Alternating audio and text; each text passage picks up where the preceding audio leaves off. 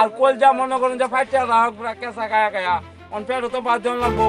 ময়মনসিংহ সদর উপজেলার শম্ভুগঞ্জ থেকে পরাণগঞ্জ যাওয়ার মাঝপথে কুড়ের পাড় থেকে ছড়করিচা বাজার পর্যন্ত 4 কিলোমিটার রাস্তা এখন মৃত্যুফাদের মতো। বর্ষাকালে এই রাস্তার গর্ত মানেই জলাবদ্ধতা। 3 বছর আগে 3 দফায় কাজ শুরু করেও ঠিকাদাররা রেখে গেছে অর্ধেক কাজ, আর সেই অপূর্ণ কাজের ভার বইছে হাজারো মানুষের কাঁধে।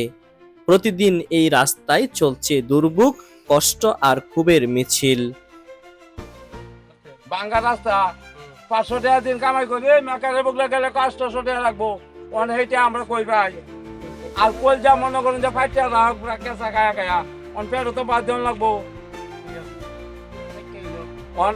কি করবা, আমরা এরকম কষ্টের মধ্যে আছি। আমরা সাধারণ পাবলিক মনে যে বিরাট বিরাট কষ্ট আছে এই রাস্তা দেয়া। এই ভাঙ্গা রাস্তা যা মনে করুন যে থেকে ওরিবল লাগাত এই দিক দিয়ে যাত্রী আয় না, আমরা গাড়ি লয়ে বই থাকি। সন্ধ্যালা বাজ যাই, বগুলানে কি আনছো যে কি আনবাম যে কামাই করছি, কম কামাই দেয় কি করি।